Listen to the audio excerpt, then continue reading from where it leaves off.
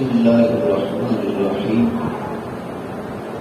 الحمد لله رب العالمين، والصلاة والسلام على سيد الرسل وخاتم النبيين، خاتم المعصومين ورحمة للعالمين، وعلى آله الطيبين وأصحابه الطاهرين. أما بعد فأعوذ بالله من الشيطان الرجيم. بسم الله الرحمن الرحيم. لقد من الله على المؤمنين إذ بعث فيهم رسولا. آمنت بالله صدق الله مولانا العظيم وصدق رسوله النبي الكريم الأمين. إن الله وملائكته يصلون على النبي يا أيها الذين آمنوا صلوا عليه وسلموا تسليما. الصلاة والسلام عليك يا سيدي يا رسول الله، وعلى آلك وأصحابك يا سيدي يا حبيب الله. الصلاة والسلام عليك يا سيدي يا نبي الله، وعلى آلك وأصحابك يا سيدي يا نور الله. الصلاة والسلام عليك يا سيدي يا خاتم النبيين، وعلى آلك وأصحابك يا سيدي يا خاتم المعصومين. مولاي صل وسلم دائما أبدا على حبيبك خير الخلق كلهم. هو الحبيب الذي ترجى شفاعته لكل هول من الأهوال مقتحم. محمد سيد الكونين والثقلين والفريقين من عرب ومن عجم. محمد ذكره روح لأنفسنا، محمد شكره فرد على الأمم. ربي صل وسلم دائما أبدا على حبيبك خير الخلق كلهم. امداد کن ازرن جو غم آزاد کن، در دین و دنیا شاد کن یا غوث العظم دستگیر. گنج بخش فیض عالم مظہر نور خدا، ناکی سارا پیر کامل کاملارا رہنما. اللہ جل جلالہ وعم نوالہ وأعظم شانہ وأتم برہانہ کی حمد و ثنا، اور حضور نبی مکرم شاہ بنی آدم دستگیر جہاں و گزار زمان، سید سروران حامی بے کساں، قائد المرسلین خاتم النبیین، احمد مجتبی جناب محمد مصطفیٰ صلی اللہ تعالی علیہ وسلم کے دربار کل انوار میں ہدیہ درود و سلام عرض کرنے کے بعد، جیسا کہ اللہ تعالیٰ کے فضل اور اس کی توفیق سے ربیع الاول شریف کی اس مہینے کی 24 تاریخ کو مسجد کے اندر جمعہ شریف ادا کرنے کی سعادت حاصل ہم کر رہے ہیں. خالق کائنات سے دعا ہے کہ اللہ تبارک و تعالی ہماری اس حاضری کو اپنی بارگاہ کے اندر قبول و منظور فرمائے اور ہمارے لیے اس حاضری کو ذریعہ نجات بنائے. اللہ تبارک و تعالی کا خاص فضل و کرم ہے کہ اس ذات نے ہمیں اپنے محبوب صلی اللہ تعالی علیہ وسلم کی امت کے اندر پیدا کیا.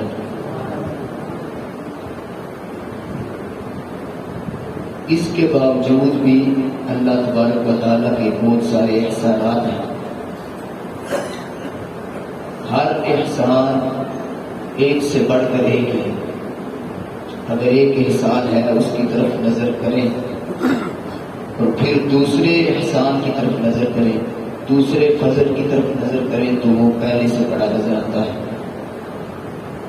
جس طرح کے مثال کے طور پر اللہ تبارک و تعالیٰ نے انسان کو چلنے کی طاقت عطا فرمائی تو یہ بہت بڑا احسان ہے. اس کے لیے پاؤں عطا فرمائے. لیکن اگر اس کے ساتھ ہی دیکھا جائے کہ جسم کے اندر جو دوڑتا خون ہے اور پھر اس کے اندر جو طاقت ہے یہ اللہ تبارک و تعالیٰ کا اس سے بھی بڑا احسان ہے۔ پھر انسان دیکھ سکتا ہے، آنکھیں اس کے لیے عطا فرمائی، یہ اس سے بھی بڑا احسان ہے۔ یعنی ہر چھوٹا چھوٹا فضل اور کرم اور اس کی نعمت یہ بندے کے لیے ایک سے بڑھ کر ایک ہے۔ لیکن اس دنیا کے اندر رہتے ہوئے ساتھ اللہ تبارک و تعالیٰ نے انسان کو نعمتیں بھی دی ہیں، کھانے کے لیے، پینے کے لیے۔ رات اور دن کے اندر بندے کا کمانا، پھر صبح کمائی کے بعد رات کو پھر سو جانا، مختلف طریقوں سے اور مختلف انداز کے ساتھ اللہ تعالیٰ کی ہر نعمت انسان کے پاس موجود ہے۔ لیکن ہر نعمت بیچ کر اللہ تبارک و تعالیٰ نے کبھی کسی نعمت کا احسان نہیں جتلایا۔ جب اللہ تبارک و تعالیٰ نے اپنے محبوب صلی اللہ تعالیٰ علیہ وسلم کو اس دنیا کے اندر بھیجا تو فوراً ہی فرمایا لقد من اللہ علی المؤمنین اذ بعث فیہم رسولا، ہم نے اپنے رسول کو مومنوں پر بھیج کر احسان فرمایا۔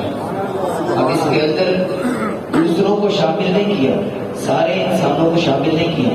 کافر پیچھے ہیں، منافق پیچھے ہیں، یہودی پیچھے ہیں، نصرانی پیچھے ہیں، ہر جو قرآن و حدیث سے ہٹا ہوا ہے سب پیچھے۔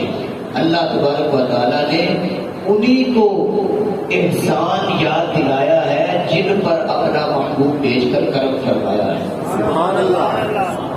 اب اس کے اندر احسان تو ہمارے پاس آ گیا، نعمت اللہ تعالیٰ کی ہمارے پاس آ گیا، لیکن اس کے بعد آگے پھر مزید فرمایا یہ نعمت تو تمہارے پاس آ گئی ہے، لیکن اس نعمت کا جو حق ہے وہ کیسے ادا ہوگا؟ لئن شکرتم لازیدنکم، اگر تم رب کا نعمت پر شکر ادا کرو گے تو ہم نعمتوں کے اندر اضافہ فرما دیں گے۔ تو جب نعمت کا شکر ادا کرنے کا درس دیا تو پھر سوال پیدا ہوا کہ نعمت کا شکر کیسے ادا کیا جائے، اس کا شکر کس طرح ادا کیا جا سکتا ہے؟ تو اللہ تبارک و تعالیٰ نے فرمایا وَأَمَّا بِنِعْمَةِ رَبِّكَ فَحَدِّثْ، اپنے رب کی نعمت کا چرچا کرو، یہی تمہارا شکر ادا کرنا ہو جائے گا۔ اب نعمت کا چرچا بھی تو ہے، لیکن اس سے پہلے کیا ہے؟ نعمت کو نعمت ماننا، نعمت کو نعمت سمجھنا۔ جو بندہ نعمت کو نعمت سمجھے گا ظاہری بات ہے شکر تبھی ادا کر سکتا ہے جب اس نے نعمت کے اندر ہی کچھ کمی سمجھی یا نعمت کے اندر ہی کچھ جو ہے وہ کمی والا پہلو سمجھا، تو بعد میں اگر وہ نعمت مانتا بھی ہے لیکن پوری طرح وہ نعمت نہیں مان رہا، پوری طرح اس نعمت کا فائدہ جو ہے وہ حاصل اس کو نہیں ہو رہا، کس وجہ سے کہ اس کا ذہن اس نعمت پر مطمئن نہیں ہے۔ تو یہ اہل سنت کی خوش نصیبی ہے کہ سرکار صلی اللہ تعالیٰ علیہ وسلم جب دنیا کے اندر آئے تو ہر سنی کا سرکار صلی اللہ تعالیٰ علیہ وسلم کے آنے کے لحاظ سے ذہن پاک ہے، ذہن صاف ہے کہ یہ واقعی اللہ کے وہ رسول ہیں کہ اللہ تبارک و تعالیٰ نے ان کے صدقے سے سارے جہان کو پیدا فرمایا۔ کیونکہ واضح قرآن مجید کے اندر ارشاد ہے وَمَا أَرْسَلْنَاكَ إِلَّا رَحْمَةً لِلْعَالَمِينَ، کہ ہم نے محبوب آپ کو تمام جہانوں کے لیے رحمت بنا کے بھیجا ہے، صرف زمین والے نہیں یا آسمان والے نہیں یا ایک علاقے والے نہیں کہ جس کے لیے رحمت ہو۔ پہلے نبی آتے تھے وہ کسی علاقے کے لیے کوئی نبی ہوتا تھا، پھر دوسرے علاقے کے لیے الگ نبی جو ہے منتخب کیا جاتا تھا۔ اللہ تبارک و تعالیٰ نے فرمایا ہم نے آپ کو ایک علاقے کے لیے نہیں یا 4-5 یا آدھے زمین کے لیے نہیں بلکہ ساری زمین کے لیے بھی، آسمانوں کے لیے بھی، بلکہ ہم نے آپ کو سارے جہانوں کے لیے رحمت بنا کے بھیجا۔ لیکن یہ چیزیں ہم سب مد نظر رکھتے ہیں کہ سرکار صلی اللہ تعالیٰ علیہ وسلم اللہ تعالیٰ کا بہت بڑا فضل ہے اور بہت بڑی رحمت ہے اور سب سے بڑی نعمت سرکار صلی اللہ تعالیٰ علیہ وسلم، لیکن اس کے بعد جو مقصد میلاد ہے اس کی طرف توجہ ہمارے حضرات کو بہت کم ہے کہ سرکار صلی اللہ علیہ وسلم کے آنے کا مقصد کیا تھا۔ تو اللہ تبارک و تعالیٰ نے جو آیت ہمارے خطبہ کے اندر پڑھی لقد من اللہ علی المؤمنین اذ بعث فیہم رسولا من انفسہم، اس کے آگے ہی مقصد بیان فرما دیا، فرمایا یتلو علیہم آیاتنا، ہم نے محبوب اس لیے بھیجا ہے کہ وہ تم اوپر ہمارے آیتیں پڑھے آیتیں پڑھنے کے ساتھ پھر مقصد کیا ہے؟ فرمایا وَيُزَكِّيهِمْ، وہ تمہیں ستھرا کرے، یعنی تمہارے دلوں کو پاک کرے۔ مقصد تو آنے کا یہ تھا کہ میلاد شریف بنانا، اس میں کوئی حرج نہیں، فضیلت ہی فضیلت ہے، برکت ہی برکت ہے، عظمت ہی عظمت ہے، لیکن ہم نے اس میلاد کو سامنے رکھ کے جو مقصد میلاد تھا اس کو بلا دیا۔ مقصد کیا تھا؟ دل کی ستھرائی، دل کی پاکیزگی۔ وہ کیسے ہوگی؟ نبی پاک صلی اللہ تعالیٰ علیہ وسلم نے ارشاد فرمایا، مکاشفۃ القلوب کے اندر امام غزالی رحمۃ اللہ علیہ فرماتے ہیں کہ جس بندے نے دل کو ستھرا رکھنا ہو وہ اس سرکار کے فرمان کو یاد کرے گا۔ کیا فرمان ہے؟ فرمایا تفکر ساعۃ خیر من عبادت سنہ۔ فرمایا جس بندے نے اپنے بارے میں ایک لمحہ غور و فکر کر لیا کہ میں کیا ہوں، میرا دل کیسا ہے، میں اندر سے کیسا ہوں، کیا میرا دل پاک ہے، کیا میرا دل رب تعالیٰ کی یاد سے منور ہے، کیا سرکار صلی اللہ علیہ وسلم کا عشق اس کے اندر موجود ہے، کیا صرف اوپر سے نعرے لگانے تک ہوں وہ یا اوپر سے میلاد منانے تک ہوں۔ ایک کڑی جس بندے نے یہ غور و فکر کر لیا، سرکار صلی اللہ علیہ وسلم فرماتے ہیں 1000 سال عبادت کرنے سے بہتر ہے۔ یعنی اتنا بڑا کام جو تھا وہ رہ گیا ہم سے، تو ہم نے کیا کیا؟ جو اوپر ٹائٹل تھا اس کو سامنے رکھ دیا۔ اصل میں کیا تھا؟ جو اندر چیز تھی، مقصد جو تھا وہ کیا تھا؟ دل کو ستھرا کرنا، دل کو پاک کرنا، دل کو غفلت کے گھڑے سے نکال کر بندے کا اللہ تعالیٰ کی بارگاہ میں کھڑا ہونا۔ وہ ہم بھول چکے ہیں، لیکن ہم کو میلاد یاد ہے، ہم کو مہد یاد ہے، ہم نے اپنے دل کو پاک کرنے کا نہیں سوچا۔ اصل مقصد سرکار صلی اللہ علیہ وسلم کی ولادت کا یہ تھا کہ سرکار جب دنیا کے اندر آئے ہیں، اللہ تعالیٰ فرماتا ہے ہم نے اس لیے بھیجا ہے کہ تمہارے دلوں کو پاک فرما دے۔ جب دل پاک ہو جائیں گے مقصد پھر حل ہوگا، ورنہ تو مقصد پہ پیچھے ہے۔ وہ تو صرف اوپر سے مشہوری ہے کہ ہم جو ہے وہ کہہ رہے ہیں میلاد منانا چاہیے، لیکن اصل میلاد والے کی جو بات ہے وہ بھی ماننی چاہیے۔ وہ کیا ہے کہ اے بندے کو اکیلا بیٹھ جا اور بیٹھ کے اپنے بارے میں غور و فکر کر۔ سرکار فرماتے ہیں جب تو غور و فکر کرے گا، یہ غور و فکر کرنا ہی تیرے سال کی عبادت کا ثواب ہے۔ بعد میں آگے عمل کرنا ہے تو پھر اس سے بڑا ثواب ہے نا، لیکن یہ غور و فکر کرنا ہی تیرا اپنے بارے میں کہ میں اندر سے کیا ہوں، یہ غور و فکر کرنا ہی تمہارا ایک سال کی عبادت کے جو ہے وہ برابر ہے۔ لیکن اس کے اندر آپ یہ سمجھے کہ بندہ جہاد کرتا ہے، تلوار اٹھاتا ہے، لڑنے کے لیے جاتا ہے، گھوڑے پر بیٹھتا ہے، سفر بھی کرتا ہے، تو سرکار صلی اللہ علیہ وسلم نے فرمایا یہ جہاد افضل ہے، بندے کا تلوار اٹھانا، گھوڑے پر جانا، جا کے کافروں سے لڑنا، لیکن افضل الجہاد جہاد النفس۔ فرمایا سب سے بڑا جہاد بندے کا یہ ہے کہ وہ اپنے نفس کا جو ہے وہ تقاضا کرے، اپنے نفس کے اندر دیکھے کہ میرا نفس کیا ہے۔ جب وہ یہ نفس جو ہے اس کے بارے میں غور و فکر کرے گا، اس نفس کو سیدھا کرنے کی کوشش کرے گا، سرکار فرماتے ہیں سارے جہادوں کی فضیلت بڑی ہے، لیکن سب سے افضل جہاد یہی ہے کہ بندہ اپنے نفس کو ستھرا کر لے۔ یہ نفس کو ستھرا کرنا جو ہے اصل جو ہے وہ بندے کا ذہن یہ ہونا چاہیے کہ میں جہاں پر بھی جاؤں گا، کسی محفل کے اندر جاؤں گا، کسی جو ہے وہ جلسے کے اندر جاؤں گا، تو وہاں سے ایک ایسی بات لوں گا جو میرے دل کو ستھرا کر دے، جو میرے دل کو پاک کر دے، جو مجھے اللہ تعالیٰ کی یاد دلائے، جو مجھے دنیا کے کڑے سے نکال کر اللہ تعالیٰ کے ساتھ جو ہے اس کا تعلق بنا دے، جو مجھے اس دنیا کے زہریلے پن سے نکال کر آقا علیہ الصلوۃ والسلام کا عشق عطا فرمائے۔ میں ایک ایسی بات ڈھونڈوں گا جس کے ذریعے اللہ تبارک و تعالیٰ میرے دل کو بھی ستھرا فرما دے گا، آقا علیہ الصلوۃ والسلام کا عشق بھی عطا فرما دے گا۔ اب یہ ایک جو چیز یہ تھی، دوسری کیا تھی؟ اللہ تعالیٰ فرماتا ہے وَيُعَلِّمُهُمُ الْكِتَابَ وَالْحِکْمَةَ، کہ ہم نے جو اپنے محبوب صلی اللہ علیہ وسلم کو بھیجا مومنین کے اندر، تو مقصد یہ تھا کہ مومنوں کو کتاب کی تعلیم دے، سنت کی تعلیم دے، قرآن جو ہے وہ سکھائیں، وہ پڑھائیں، آقا علیہ السلام نے تو کوئی جو ہے وہ کسر نہیں چھوڑی. جب سرکار صلی اللہ تعالیٰ علیہ وسلم کا آخری وقت آیا تو آپ نے پوچھا صحابہ کرام سے, صحابہ کیا میں نے تمہیں دین پہنچانے کے اندر حق ادا کر دیا؟ تو صحابہ کرام نے کہا یا رسول اللہ بے شک آپ نے حق ادا کر دیا, اب ادھر تو کوئی کمی نہیں, آگے ہمارے اندر کمی ہے کہ ہم کہاں کھڑے ہیں, ہمارا جو ہے وہ صداقت کہاں پہ ہے, ہم کس جگہ پر جا کر اپنے آپ کو جو ہے وہ سیدھا کرنا چاہتے ہیں. اگر تو وہ چیزیں ہیں کہ جو قرآن و سنت کے مخالف ہیں, سمجھو وہ دل سے سیدھا نہیں ہے, وہ دل سے ٹیڑھا ہے.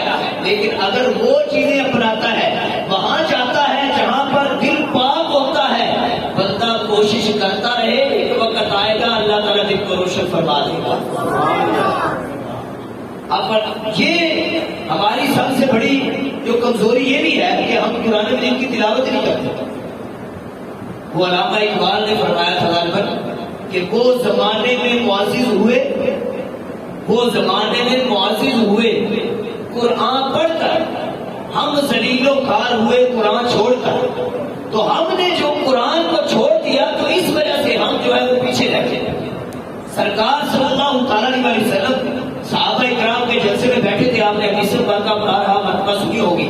حضرت عبداللہ بن عمر رضی اللہ تعالیٰ عنہ اس حدیث پاکہ گرامی ہے, پیر کی شریف کے اندر موجود ہے کہ سرکار صلی اللہ علیہ وسلم نے فرمایا ان هذه القلوب تصدع, یہ دل جو ہے یہ زنگ ہو جاتے ہیں, کما یصدع الحدید, جس طرح کے لوہا زنگ ہو جاتا ہے.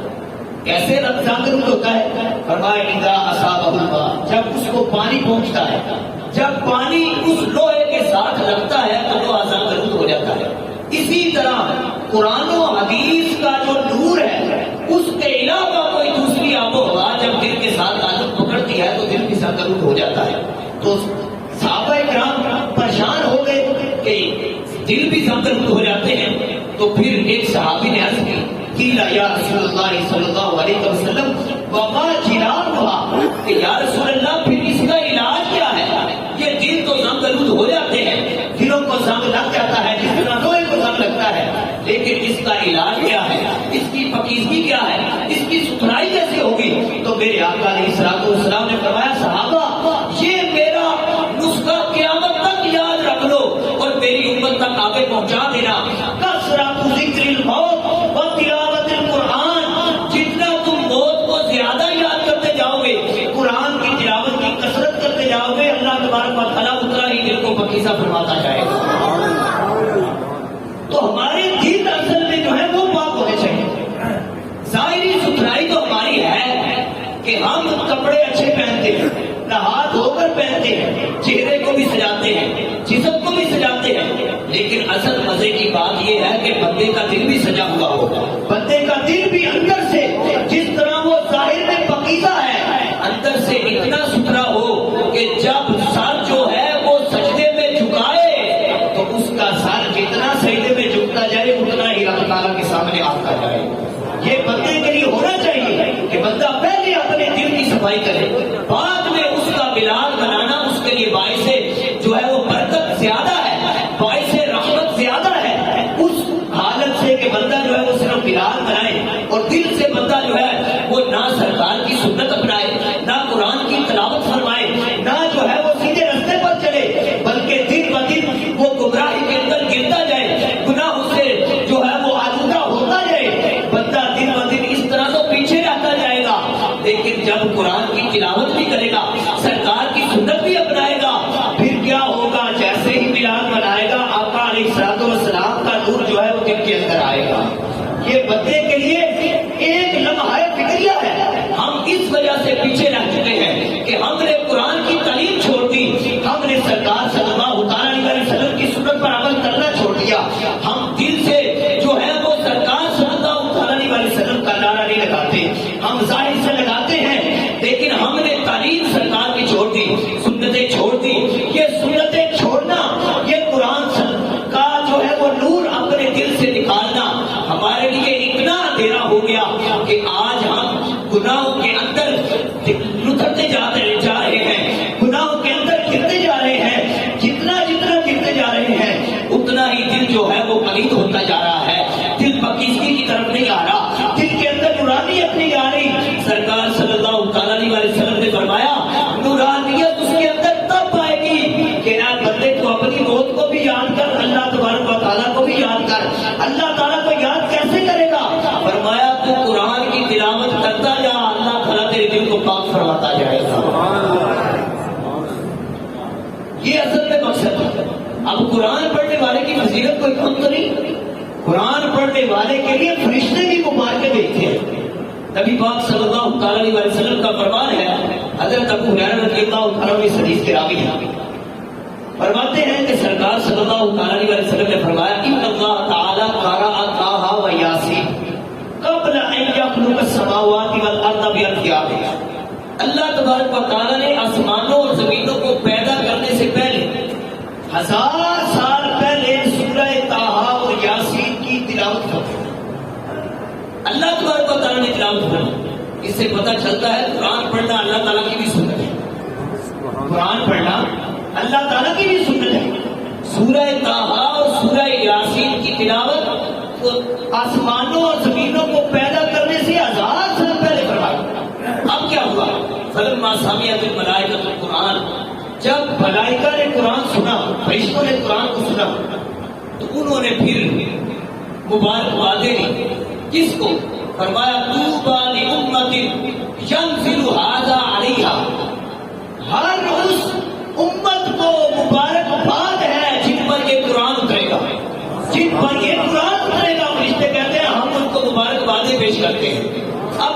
ابھی جو ہے وہ آسمان اور زمین پیدا نہیں ہوئے، اے بندے تیری تو عظمت اتنی ہے، اے سرکار کی امتی تیری تو عظمت اتنی ہے کہ ہزاروں سال پہلے اللہ تبارک و تعالیٰ کے ملائکہ اس بندے کو مبارکبادیں دے رہے ہیں جو اس قرآن کو پڑھتا جائے گا۔ فرمایا صرف اس کو نہیں، اس امت کو نہیں جس پر یہ قرآن نازل ہوگا، بلکہ طوبیٰ لأمۃ طوبیٰ لأجواد تحمل ھذا، فرمایا ہم ان کو بھی مبارکبادیں پیش کرتے ہیں جن کے پیٹوں کے اندر یہ قرآن ہوگا، یعنی قرآن کو جو حفظ کریں گے ان کے لیے بھی مبارکبادیں ہیں۔ پھر فرمایا وَطُوبَىٰ لِأُمَّةٍ تَتَكَلَّمُ بِهَذَا وَطُوبَىٰ لِأَلْسِنَةٍ تَتَكَلَّمُ بِهَذَا، فرمایا ہم ان کو بھی مبارکبادیں پیش کرتے ہیں جو اپنی زبانوں سے قرآن کی تلاوت کرتے رہیں گے۔ اب اس بندے کی کیا حالت ہوگی کہ جس کو ملائکہ جو ہے وہ مبارکبادیں دے رہے ہوں، مبارکبادوں کے ساتھ خوشخبریاں دے رہے ہوں، لیکن جو محققین ہیں، محدثین ہیں، حدیث کی شرح کرنے والے ہیں، انہوں نے حدیث کی شرح اس طرح کی، فرمایا یہ طوبیٰ کا مطلب مبارکباد تو ہے ہی، لیکن اس کا مطلب یہ ہے کہ بندے کو برکتیں ملتی ہیں، بندے کو رحمتیں ملتی ہیں، اور رحمتیں بھی کوئی عام نہیں، الرحمت الکاملہ، فرمایا رحمت کاملہ اس بندے کو ملتی ہے جو قرآن کی تلاوت کرتا ہے، جو قرآن کو پڑھتا ہے، اس کو جو ہے وہ رحمت کاملہ ملتی ہے۔ اب فرشتے اس بندے کے لیے دعا کریں، سرکار صلی اللہ تعالیٰ علیہ وسلم فرمائے کہ اے بندے قرآن کی تلاوت کر، تو تیرا دل جو ہے وہ پاک ہو جائے گا۔ اب اس کے سامنے جو ہے وہ دوا موجود ہے، دل کو پاکیزہ کرنے کی، دل کو جو ہے وہ ستھرا کرنے کی دوا موجود ہے، لیکن پھر بھی وہ غافل ہے۔ پھر اس کی حالت کیا ہو سکتی ہے؟ وہ اپنے بارے میں سوچے کہ میرے آقا نے تو ہر چیز میرے سامنے رکھ دی ہے، اور کبھی میری طرف سے رہ گئی ہے، لہذا مجھے چاہیے کہ میں سرکار کا امتی ہونے کے لحاظ سے اس طرح کا کردار ادا کروں کہ دیکھنے والا ہی سوچ دیکھ کے کہے کہ یہ عاشق رسول جا رہا ہے، یہ لگتا ہے قرآن کا قاری ہے، یہ لگتا ہے کہ قرآن پڑھنے والا ہے، یہ سرکار صلی اللہ علیہ وسلم کی تعلیم کا باغی نہیں بلکہ سرکار صلی اللہ تعالیٰ علیہ وسلم کا عاشق جا رہا ہے۔ نعرہ تکبیر، نعرہ رسالت، نعرہ رسالت، نعرہ تحقیق۔ تو یہ بندے کا کردار ہونا چاہیے، امتی کا تو خاص طور پر ہونا چاہیے، کیونکہ امتی کے لیے تو سرکار آتے ہی سجدے میں گر گئے، ربی حبلی امتی کہتے ہوئے پیدا ہوئے۔ رب نے فرمایا کہ بخشا الصلاۃ والسلام، کہ محبوب آپ نے جب آتے ہی دعا کی ہے، ہم نے اسی وقت آپ کی امت کو بخش دیا ہے۔ تو جس کے لیے آتے سرکار دعا کرے اس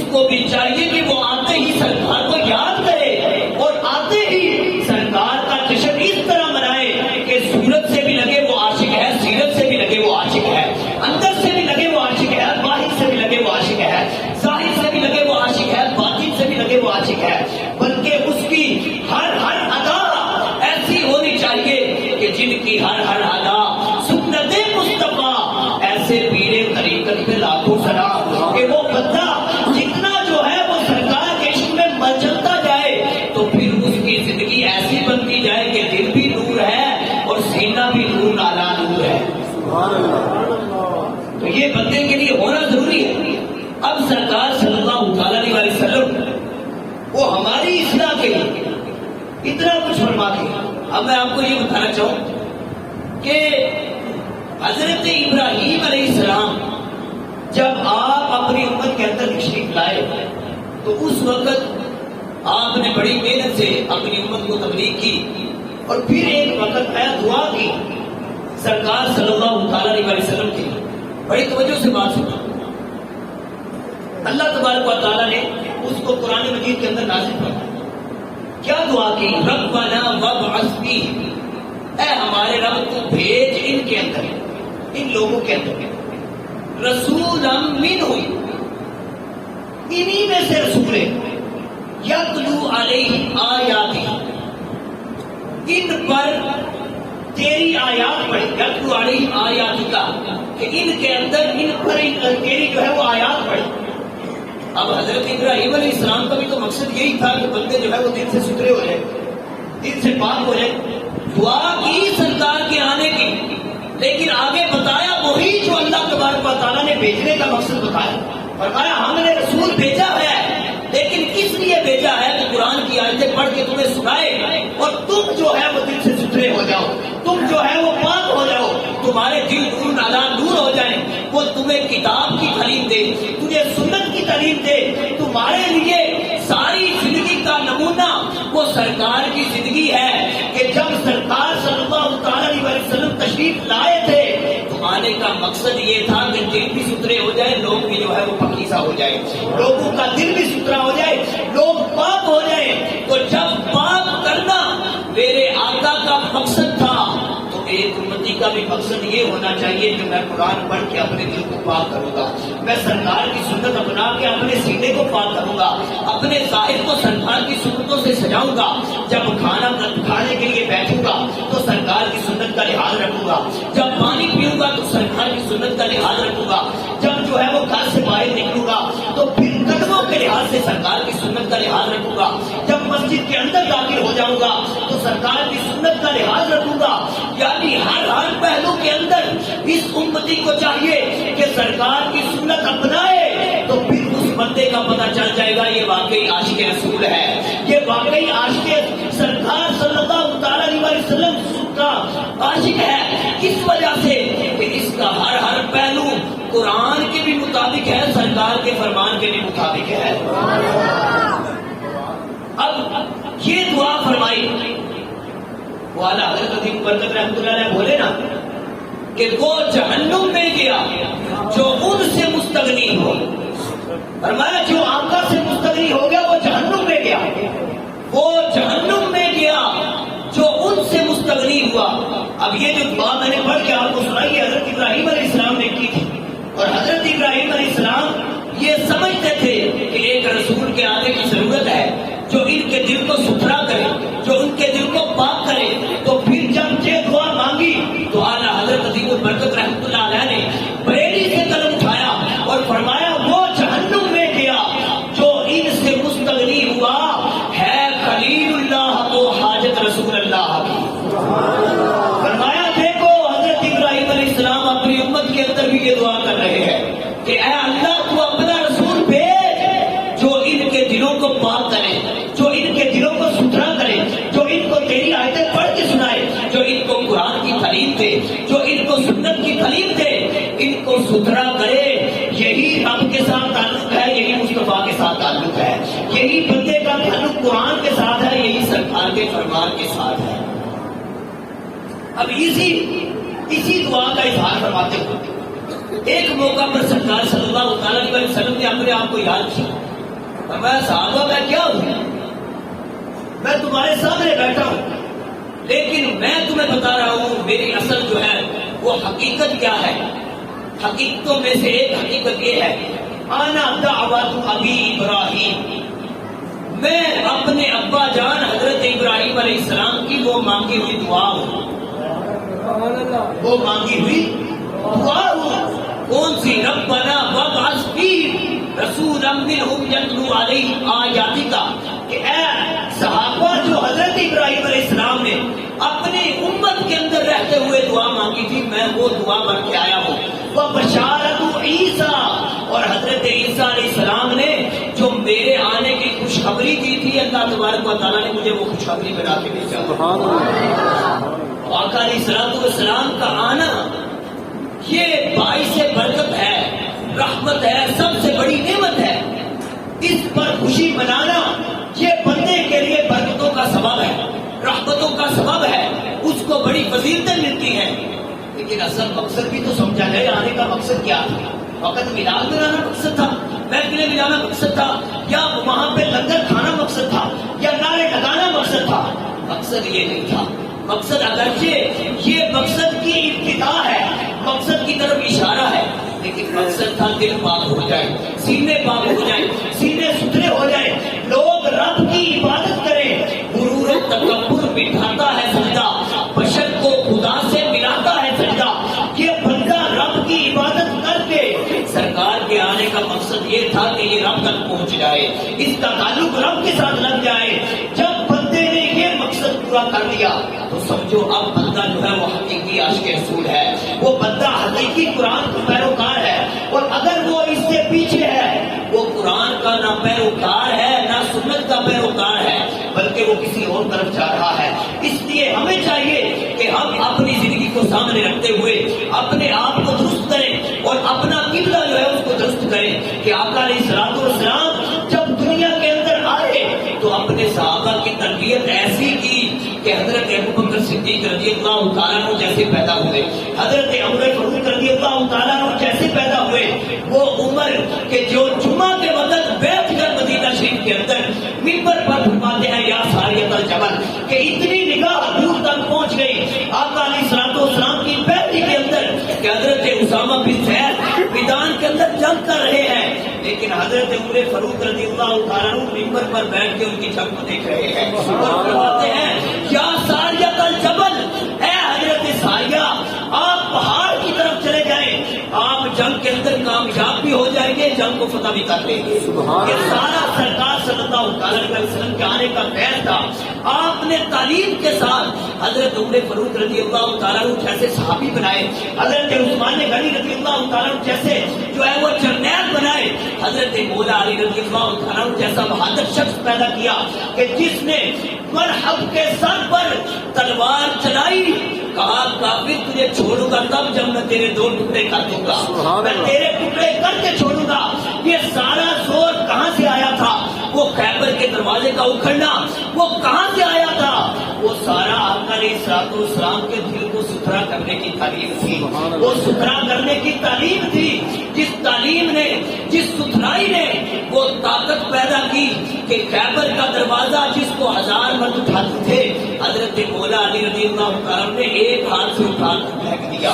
حضرت مولا علی رضی اللہ تعالیٰ نے وہ مرحب جس کے سامنے کوئی آتا نہیں تھا، مولا علی رضی اللہ تعالیٰ فرمایا میں آقا کا غلام ہوں، تم میرے سامنے آ گئے ہو، اب تمہارا ایک ٹکڑا نہیں میں تمہارے 2 ٹکڑے کر کے چھوڑوں گا۔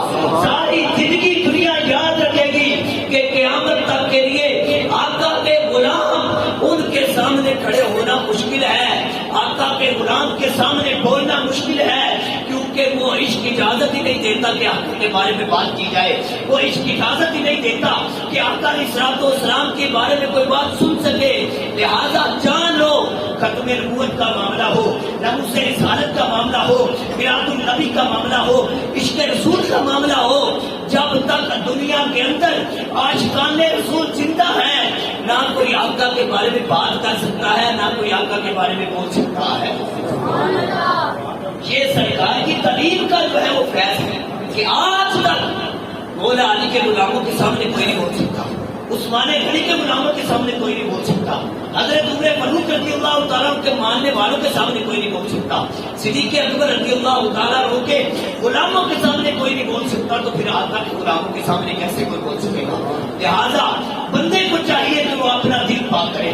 سب سے بڑا مقصد میلاد یہ ہے، میلاد اس کا یہی ہے کہ وہ اگرچہ محفل کے اندر نہ بھی جائے تب بھی اس کا دل پاک ہونا چاہیے، دل کا تعلق جو ہے وہ آقا علیہ الصلوۃ والسلام کے ساتھ ہونا چاہیے۔ تعلق کیسے ہوگا؟ میری سنت اپناؤ، سرکار نے فرمایا میری سنت اپناؤ، میری سنت اپناؤ، قرآن مجید کو جو ہے وہ پڑھو، تلاوت کرو، میری آل کے ساتھ پیار کرو، میرے صحابہ کے ساتھ پیار کرو۔ جب بندہ اتنی چیزوں کو اپنا لے گا اللہ تبارک و تعالیٰ دل کو بھی ستھرا فرما دے گا، سینے کو بھی ستھرا فرما دے گا۔ اللہ تبارک و تعالیٰ ہمارے اس حاضری کو اپنی بارگاہ کے اندر قبول و منظور فرمائے، ہمیں آخری دم تک آقا علیہ الصلوۃ والسلام کے ساتھ عشق کرنے کی توفیق عطا فرمائے۔ وبا علیہ